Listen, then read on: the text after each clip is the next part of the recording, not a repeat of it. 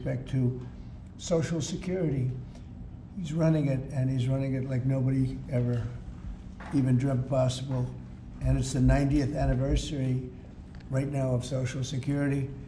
So today we celebrate that 90th anniversary of one of the most significant pieces of legislation ever signed into law, the Social Security Act of 1935, and we're going to make it stronger, bigger and better.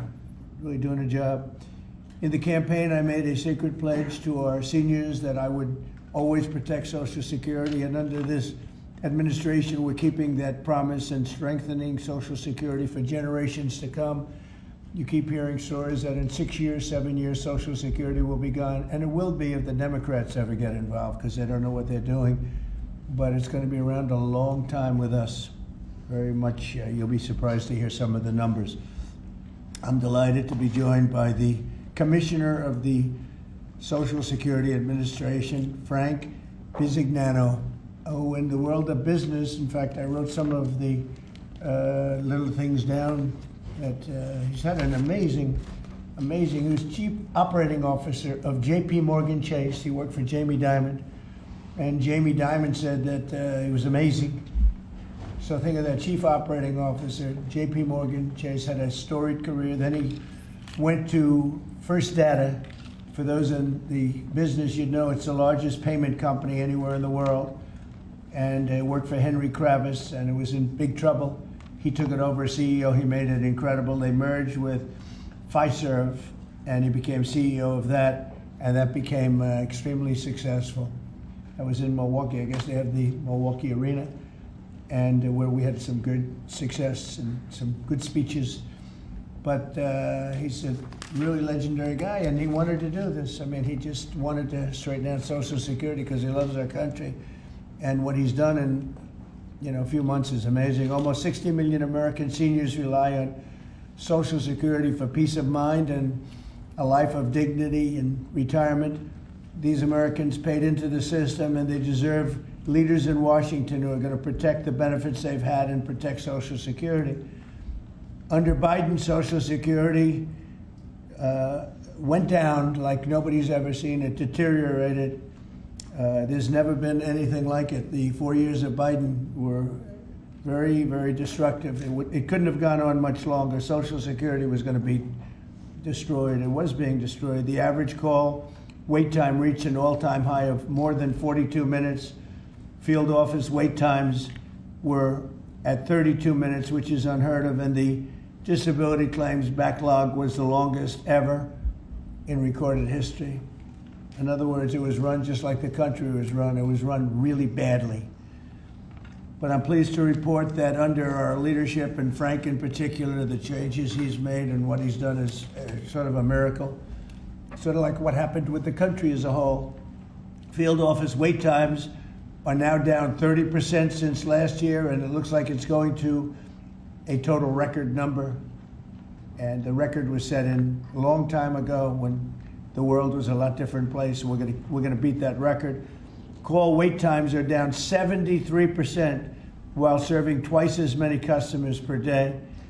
The disability claims backlog is down 26%, and seniors now have 24/7 online access to their accounts, which they never had before, whereas under Biden, the website was down 29 hours a week for maintenance purposes. It was essentially not open very much. They were always maintaining it, but they didn't know what the hell they were doing. They had a person running that had no idea what they were doing. Among my very first acts was to order all government employees to return to the office or be removed from the job, which means our Social Security offices are now open for full business hours 5 days a week. So unlike being shut down all the time, we're open at record levels also. We're making it really great for the people that want and demand Social Security, and they paid into the system. They deserve it. Last month, I signed one big, beautiful bill and allowed no tax on Social Security for our great seniors, okay? So how's that? Not bad, right? No tax on Social Security for our seniors. And to protect our benefits, we've already kicked nearly 275,000 illegal aliens off of the Social Security system. These are people, many of them have already left the country, and yet we were sending them checks all the time. And 275,000, and that number is now even larger than that, Frank. It's an unbelievable job. And what that's doing is making the system strong. It's making it strong. Biden never kicked anybody off. Everybody joined. And we're carrying out historic deportations to remove many more illegals committing Social Security fraud. It's the Social Security fraud that was taking place at levels that nobody's ever seen.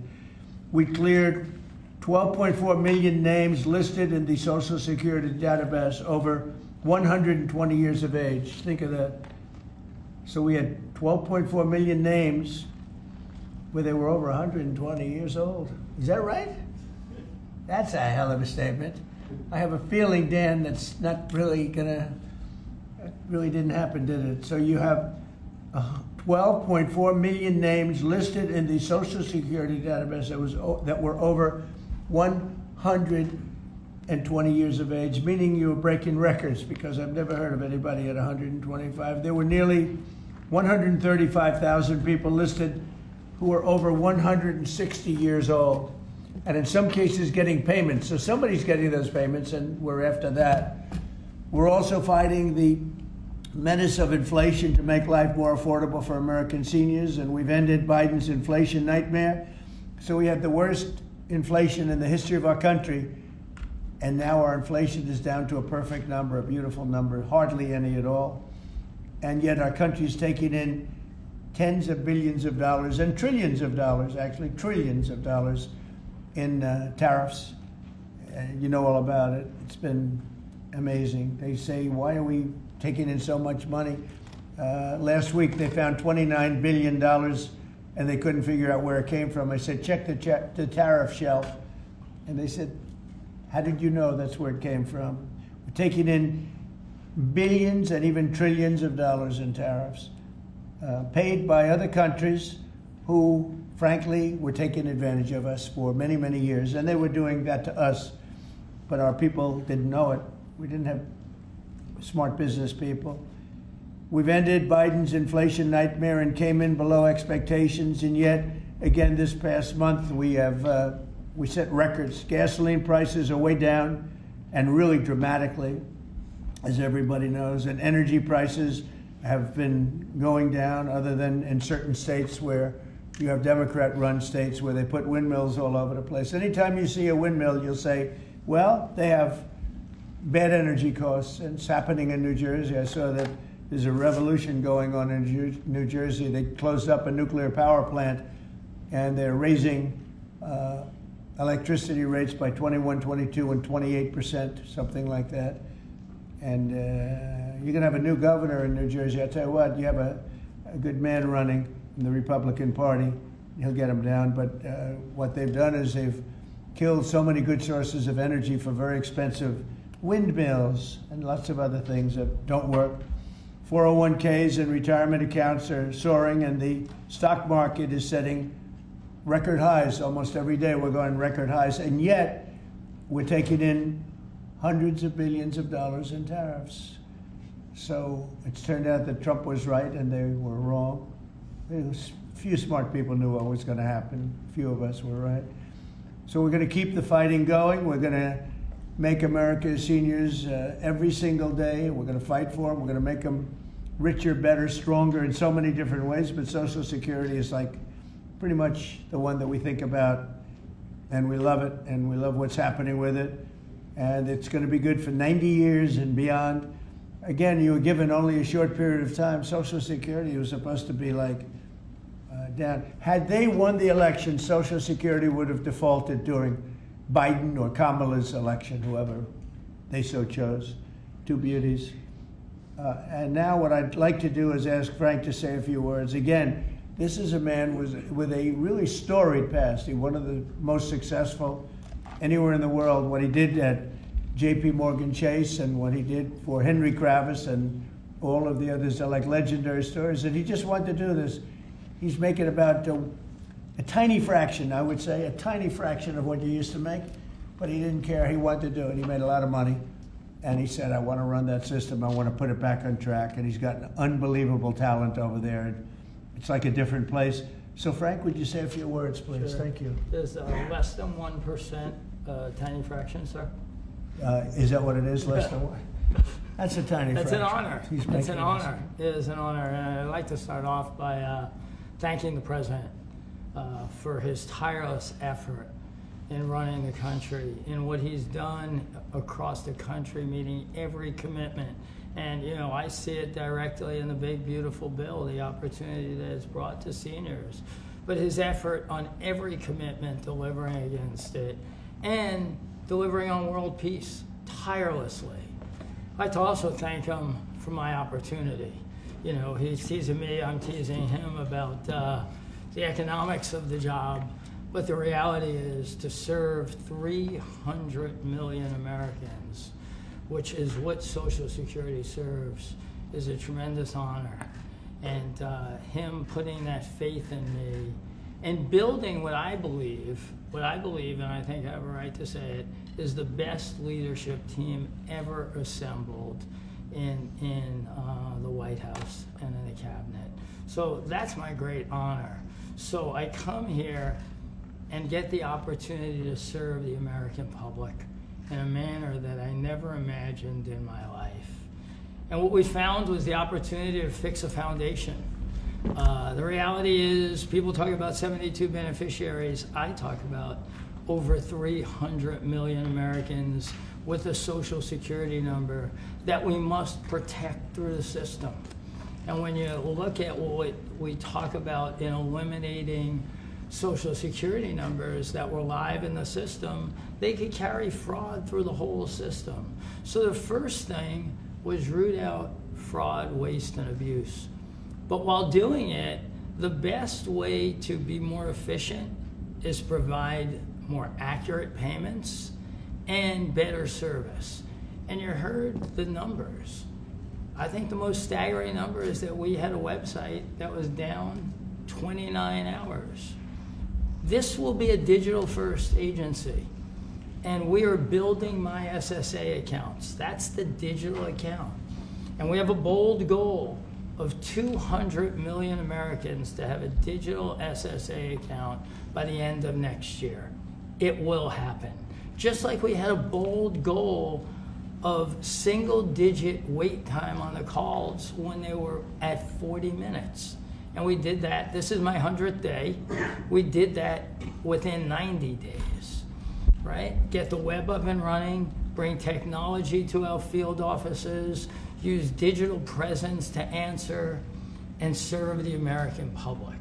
That's the job. When we do all that, then we'll really know the answer to if we have a hole, right? I was presented my second week on the job with $18 billion in errors by the Inspector General. It was public. In less than a month, we solved $9 billion of it. So that's the type of swift action we can take, right? You see the things like the big, beautiful bill for the seniors. You see better digital services. You see field office wait times down. If you make an appointment to have a field office visit, it now happens in 6 minutes. Unprecedented. We are serving more people and delivering more than was ever delivered before in a manner with the highest possible quality, and we've just begun. You should expect this to be a great digital-first agency. My commitment to make this happen is as deep as the President's commitment to make the world a great place. And you see the fabulous job happening here across America and what he's doing in the world. You should expect Social Security, just like the President. I thank him for making America great again. It's happening. Social Security will be great again. You have my commitment. Thank you, Mr. President. Thank you very much, Frank. I'm going to sign the new proclamation, please. Sir, this is a proclamation both commemorating the 90th anniversary of the Social Security Act, the signing of the Social Security Act, and also the incredible accomplishments of your administration. fixing and promoting and safeguarding Social Security. And it also obviously mentions the fact that as part of the One Big Beautiful Bill, a vast majority of our senior citizens are no longer paying taxes on their Social Security benefits, as you promised in your campaign and as you delivered for the American people. That's a big factor, isn't it? Huh? Yes, sir. That's great. I think they're very happy about it, too. They're very happy about a lot of things. Good job, Frank. Thank you, sir. And Frank has brought with him some of the most talented people in business, and they were making a lot of money, but they made a lot of money. They had money they didn't have to make anymore, and they just want to do this. They want to have our country become strong and good, and that's what's happening. And we're doing that in a lot of locations, a lot of areas. You deal with some of the people that are commissioners, that are secretaries of state, secretaries of treasury and of commerce, people that were really, really successful people, and they gave all that up to make a very small amount of money. They don't even consider it a fraction. You say 1%, less than 1%. That's pretty good. That's a big pay cut. But Frank is one of the most outstanding of all. His career has been incredible, and you just have to look at what happened at J.P. Morgan Chase and look at what happened with First Data. First Data was the biggest company of its kind in the world, but it was not going to make it. He went in, and it became a tremendous success. And merged into another company, and he became the head of that company. Then he said, "Let me go save Social Security," because as big as that stuff is, it's small potatoes compared in terms of numbers, right? In terms of numbers, these are big numbers. Government numbers are big numbers. So I want to thank everybody for being here, but I'm really proud of you, Frank. And here's your proclamation, and let's take a look at what that looks like. Signed by the human hand. For a change. That's good, right? Do you have any questions for Frank? How about questions for Frank? Mr. President. For Frank? Mr. President? Yes, on Social Security. Please. First and foremost, this was a major campaign promise that you had for 2023. It was one of the first Agenda 47s that you put out. It was titled, "We Must Protect Medicare and Social Security." Why was this important for both of you to get done, and given the fact that it'll impact millions of lives? Well, it was very important to me because I knew how Social Security, I've been hearing about it for years, long before I came to office, that it was really going to die very shortly. And I had to put somebody outstanding in, and I was talking to him on a business sense once, and I said, "This guy's amazing." And he said, "I'd love to help you with Social Security," because it's sort of what he does. You know, he takes troubled entities and turns them around. And he did some of the biggest messes in the world, and Social Security in a certain way, I guess, you reported it all the time. In 4 or 5 years, it's going to go bust, but not anymore, it's not. And he's got it turned around so well. The proclamation helps. All of the things we've done help. And he's finding such tremendous fraud where we have illegal aliens. We have people that don't even exist on Social Security now. They don't exist. And what it does, it makes it totally secure and powerful for the people that are on it and need it. And we're very proud of the job he's done, one of the best. Kara Castro from Lindell TV. How are you today, sir? Democrats like Bernie Sanders and Elizabeth Warren continue to peddle the lie and the claim that you're trying to cut Social Security, despite your repeated promises to protect it. Why do you think they keep pushing this misinformation and literally terrorizing the elderly in America that sadly keep watching the very misleading mainstream media? I love your question. I should have called you almost first, but I love his questions also, always. But it's such a good question. It's so vicious what they do.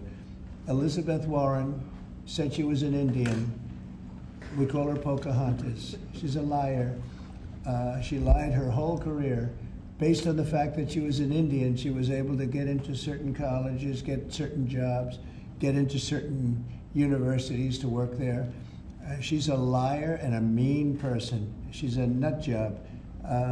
I watched her the other night. She's all hopped up endorsing a communist in New York City, and she was all excited and jumping up and down. She's got to take a drug test. She really does. She's got to take a drug test. There's no way somebody can act that way and be normal. What she's done to our financial institutions, she destroys people. Do you know that you had a lot of great banks in the Midwest and banks that loaned to farmers and others, and they went out of business? She put them out of business. Stone cold mean. banks that were open 150 years, family banks that supplied the farmers and manufacturers and others, and she put them out of business. She's a mean, horrible human being. Bernie Sanders is Bernie Sanders. I don't mind him so much. He's just a liberal guy, very liberal guy. He's a wacky guy. He's still sharp. I got to tell you, he's 86 or 87 or something.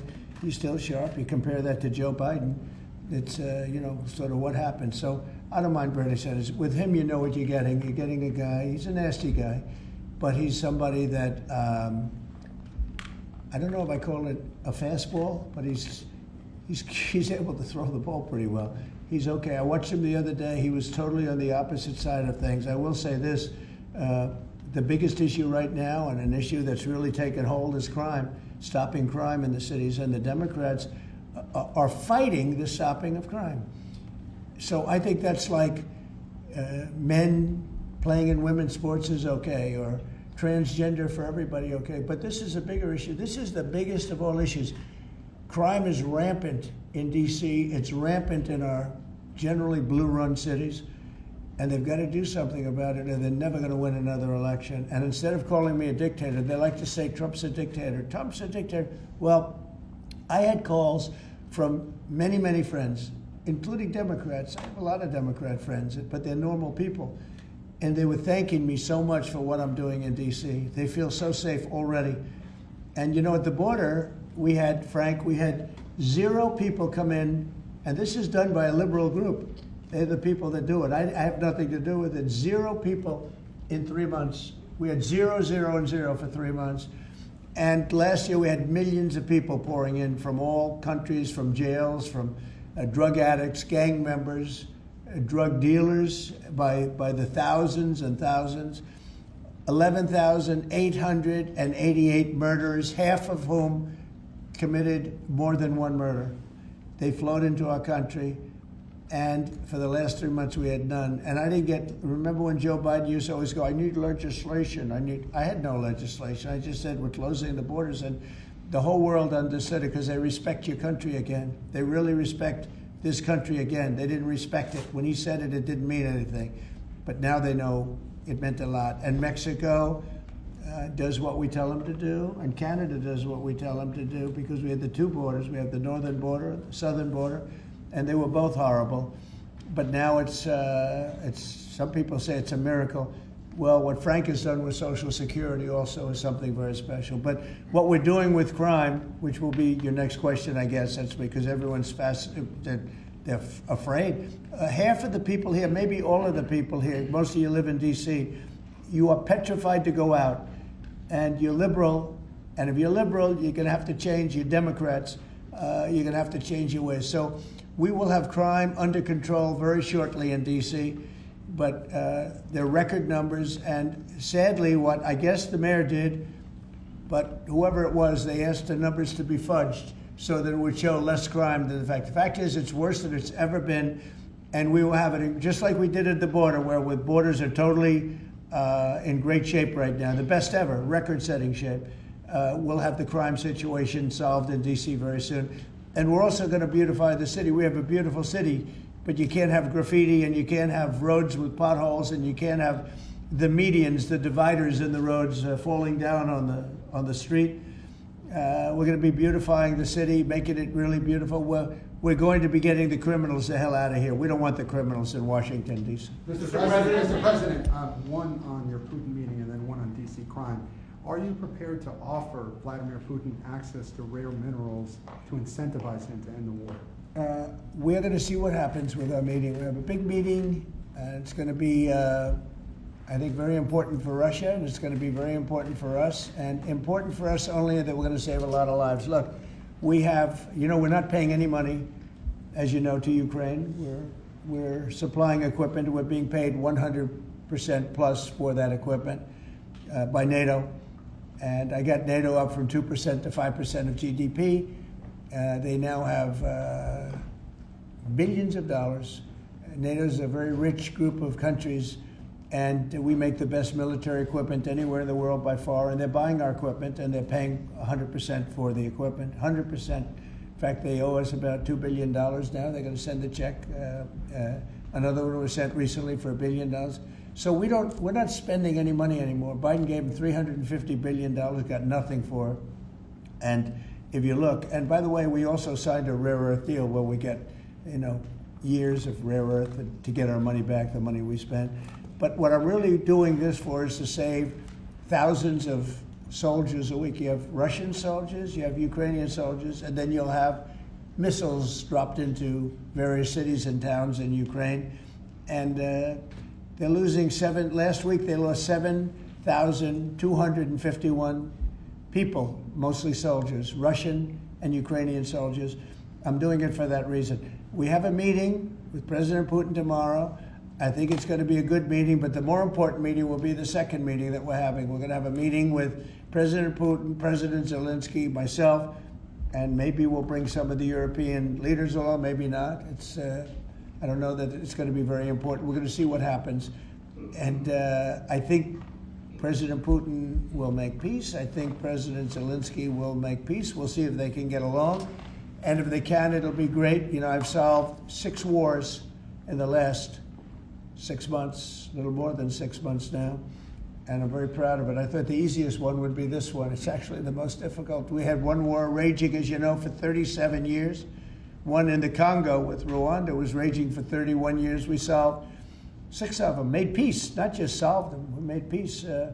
If you look at Pakistan and India, planes were being knocked out of the air. 6 or 7 planes came down. They were ready to go. Maybe nuclear, we solved that. I thought this would be maybe an easier one.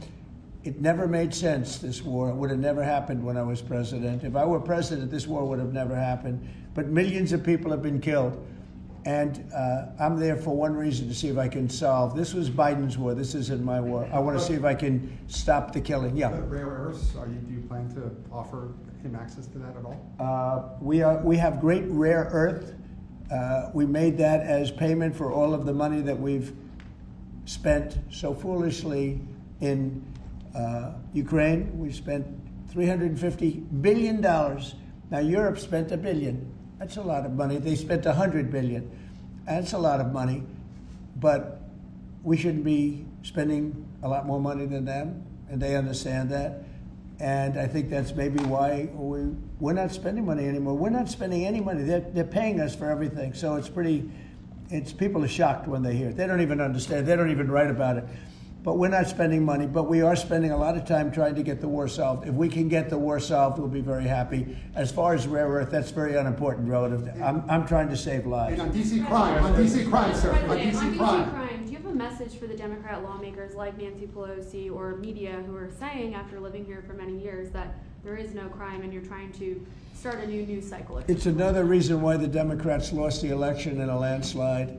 They lie. It's just lie. Look, the crime is very bad. I think they'd be much better off saying, we want to help President Trump with the crime because it's an epidemic. It's a tragic situation. It's the worst it's ever been. And we want to help President Trump with the crime, as opposed to, he's a dictator. He's a dictator. People are so happy to see our military going into D.C. and getting these thugs out. As you know, we arrested a lot of people yesterday. We arrested a lot of people today. We're getting people that have arrest records that you wouldn't believe. 28 arrests, 15 arrests, brutal, brutal people. And we're going to have to do something about this cashless bail, because people shoot somebody, they kill somebody, and they're out on the street in less than an hour. Now, that's when it's all started in New York, in Chicago, Los Angeles. You take a look. If we didn't go to Los Angeles to help this incompetent governor and a mayor that doesn't know what the hell she's doing, if we didn't go to Los Angeles, you wouldn't have a big part of it burned down. The other part of it would have burned down too.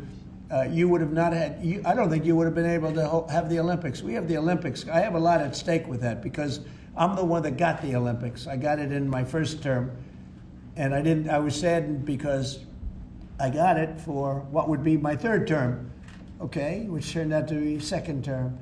And the Olympics, it's a great honor, but I felt badly because I said I won't be president when the Olympics came. Well, through circumstance, I am president. I want to make sure the Olympics is great, the World Cup is great, And the 250, maybe the most important of all, is the 250-year celebration. It's great. So what's happening is we will work very hard. You would not have had, I don't believe that if I didn't send in the troops, I don't think you would have had Los Angeles in condition to have the Olympics. I think you would have had to tell them, I'm sorry, you're going to have to go someplace else. And if you look at the police commissioner or the sheriff, he said, we really needed them. Thank God they were here. We really needed them. That was the first 2 or 3 days. After we solved their problems, then he said, well, I think we could have maybe done it. No, he was told what to say. He said, you go back to your files and see what he said. He said, thank goodness they came. If I didn't go and put our military there, or National Guard in that case, and we'll go military if we have to, but the National Guard went there. They were very effective. If we didn't do that, I don't think you would have had the Olympics in Los Angeles. The place would have been just like the 25,000 houses that burned down, where, by the way, the governor ought to focus on getting their permits. You know, the federal permits are given. Those are the hard ones, and they were given a long time ago. People can't rebuild their house because they can't get permits from the state and the city, and they ought to focus on that because it's very upsetting. I went there right after the fires. I walked the streets, and I met a lot of great people that want to rebuild their homes. We took care of it from the federal standpoint, but they're not taking care of it from the city state, the mayor and the governor. They're not getting their permits. They can't build their houses. Mr. President, on DC crime. Go ahead, please. Mr. President, thank you. Do you think this summit and the incentives for peace you are putting on the table could end up rewarding Putin for his invasion of Ukraine? And what kind of signal do you think that could potentially send to other aggressors? No, I don't think it's a reward. I think that what we have is a situation that should never have started. Should have never started. It didn't start under me, and for 4 years it wasn't even discussed. And I could see it was going to happen after I left. I could see what was happening. Everything that we did was wrong. Everything that was done was wrong. Everybody's to blame. Putin's to blame. They're all to blame. This is a war that would have never happened. Mr. President, on DC crime, sir. The other question on LA, Mr. President, earlier today, the Washington, D.C. police chief issued an executive order allowing Metropolitan police officers conducting traffic stops to notify federal immigration and customs enforcement about undocumented immigrants that they encounter. Yet the city has a long-standing pro-immigration policy, including allowing non-citizens to vote in local elections. Which is ridiculous. And limiting cooperation with federal immigration agencies. Right. Did your administration pressure the D.C. police chief to review and repeal these policies? And will you require other cities to roll back similar policies to avoid possible federal takeover of local law enforcement? So what you're saying is that it was a very positive thing. When they stop people, they find they're illegal, they report them, they give them to us, etc. That's a very positive thing. I have heard that. It just happened. That's a great step.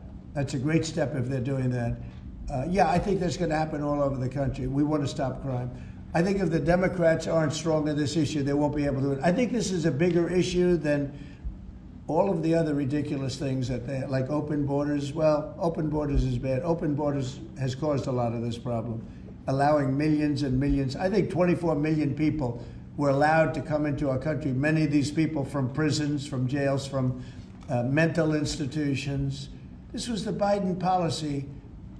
And I don't believe it was him. He was never there before. It was the people that encircled this very beautiful desk, the Resolute desk. Radical left lunatics who were smart, but radical left.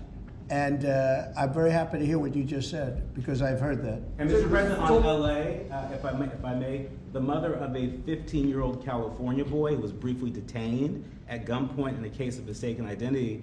The LAUSD superintendent says that surveillance video shows armed agents wearing police and border patrol insignia. Given the National Guard, the Border Control, ICE agents, they're not trained in local policing. What specific steps are you taking to ensure that young people are not put in harm's way with these types of operations? Yeah, what they are trained in is common sense, and they're very tough people. And they have great common sense, and they are highly trained. I heard the mayor of LA was saying, oh, they're not trained this way. I heard this character from, where was he from? They talk about him as a candidate. He's got no chance. The governor of Maryland, I watched him this morning saying that the governor of Maryland, yeah, they say maybe he'll be a president. He's not presidential timber at all. but I heard him today talking about how the National Guard or the military is not trained in police, but they're trained in common sense, and they're trained in not allowing people to burn down buildings and bomb buildings and shoot people and all of the things. They've done a great job. Again, if we didn't send them, and very importantly, if we didn't send them into Los Angeles, the rest of Los Angeles would have been burned down to the ground. When you look at Minneapolis, I sent them into Minneapolis because the governor wouldn't make the call. If I didn't do that, you wouldn't have a Minneapolis. It wouldn't be, I don't think it would be existent today. You remember the famous scene burning over the CNN anchor's shoulder? He said, everything seems to be very peaceful. And behind him, the whole city's burning down. So you had the whack job governor who ran for vice president and made a fool out of himself. You would have had, I saved that city, I'll tell you, I saved that city. So the bottom line is these are very tough people that are trained in a thing called common sense, and they're also trained in doing what we're talking about right now. And you watch crime stop, but you wouldn't have Los Angeles, it wouldn't be existent today. We would have had to cancel the Olympics if I let that go on. Mr. President, will you pressure Israel to allow journalists into Gaza to cover the humanitarian efforts the U.S. is pursuing? And I'd like to see that happen, sure. Would you pressure? I would like to see it happen. I would be very fine with journalists going in. It's a very dangerous position to be in, as you know, if you're a journalist, but I would like to see it.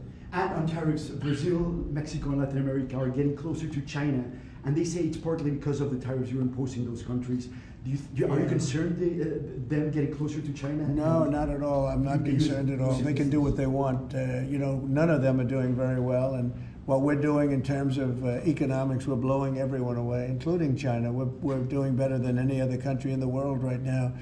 Brazil has been a horrible trading partner in terms of tariffs. As you know, they charge us tremendous tariffs, far, far more than we were charging them. We weren't charging anything, essentially.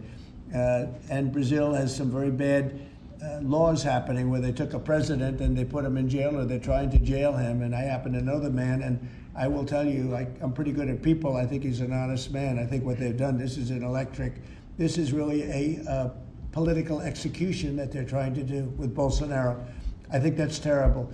But they also treated us very badly as trading partners for many, many years. One of the worst countries on earth for that. They charged tremendous tariffs, and they made it very difficult to do anything. So now they're being charged 50% tariffs, and they're not happy, but that's the way it goes. Mr. President, on DC crime, sir, on DC crime, are you concerned at all that some federal officers that are helping DC police might be being pulled away from other high priority assignments? Like what? Like what? Terrorism, for example. Oh, really? Terrorism? They'll stop terrorism as part of what they're doing right now. No. The soldiers that we have, first of all, we have plenty of them, long beyond what that you have here.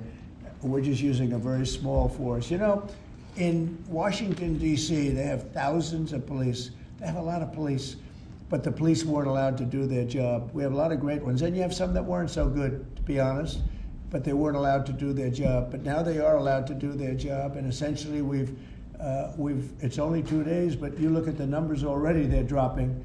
And no, they're not being pulled off for anything. Mr. Mr. President, As you know, there were some Gabbard, very concerning reports about crime statistics.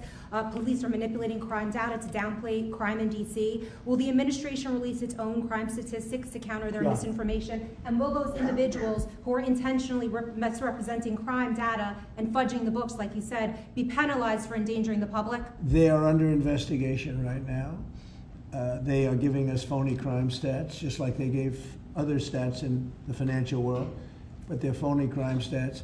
And Washington, D.C. is at its worst point, and it will soon be at its best point. You're going to have a very safe, you're going to have a crime-free city. I mean, I say that. You're going to have virtually a crime-free city.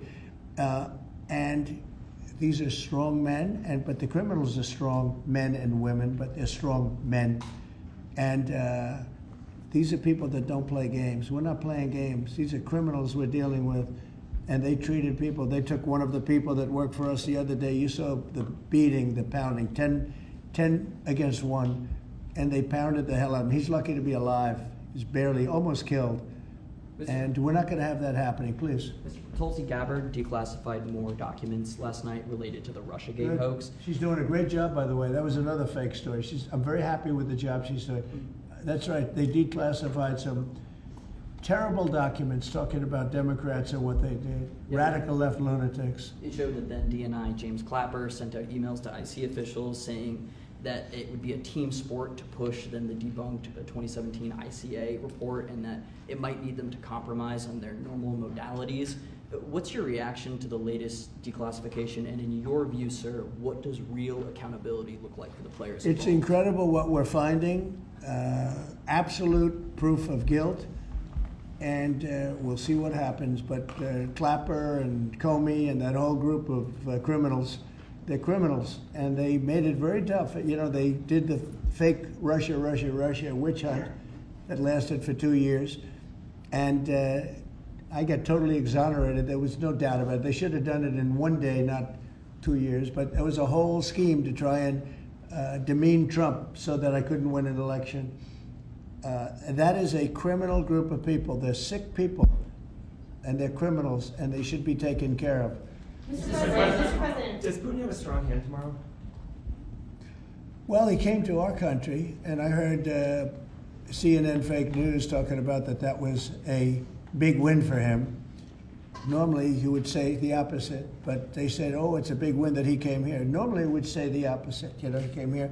I think that President Putin would like to see a deal. I think if I weren't president, he would take over all of Ukraine. It's a war that should have never happened. Mr. President. If I weren't president, in my opinion, he would much rather take over all of Ukraine. But I am president, and he's not going to mess around with me. Mr. President, on Russia, Mr. President, would you support or agree to reducing NATO troops in Europe, in countries like Poland, in order to get Russia to agree to a peace deal? That hasn't been put before me, and I'll think about that for later, but it has not been put before me. Go ahead. Is anything less than an unconditional and immediate ceasefire a victory for the U.S.? Tomorrow? Yes. Well, tomorrow we'll see. I say, you know, I don't know where that comes from. It's sort of not a good question. I would say that tomorrow all I want to do is set the table for the next meeting, which should happen shortly. I'd like to see it happen very quickly, very shortly after this meeting. I'd like to see it actually happen maybe in Alaska, where we just stay because it's so much easier. But I think that it's going to be very interesting. We're going to find out where everybody stands, and I'll know within the first 2 minutes, 3 minutes, 4 minutes, or 5 minutes, like we tend to find out whether or not we're going to have a good meeting or a bad meeting. And if it's a bad meeting, it'll end very quickly. And if it's a good meeting, we're going to end up getting peace in the pretty near future. Okay? How about one more? Thank you, Mr. President. On the Smithsonian, I know that your administration is seeking to weed out a lot of this left-wing spin that's in the museums, but we're seeing from people like Brian Stelter or other commentators that they're insinuating that you are trying to change history according to your narrative. What's your response to that, and is there anything you particularly like to do? Well, we want the museums to treat our country fairly. We want the museums to talk about the history of our country in a fair manner, not in a woke manner or in a racist manner, which is what many of them, not all of them, but many of them are doing. Our museums have an obligation to represent what happened in our country over the years, good and bad, but what happened over the years in an accurate way. Thank you very much, everybody. Thank you, press. Thank you, press. Thank you. Thanks, guys. Head it out right here. Thank you, press. Thanks, guys. Head out right this way. Right this way. Thanks, guys. Keep coming. You see the video of the sandwich thrown at the officer? Thanks, guys. Thank you, press. Thank you very much. Thanks, guys. Thank you, press. Let's go. Let's go. Thank you, press. Thank you. Thank you. Keep coming. Here, I'll let you go right here. You can go. Okay. Thank you. Thank you, fellas. Hope you made it look good today, fellas.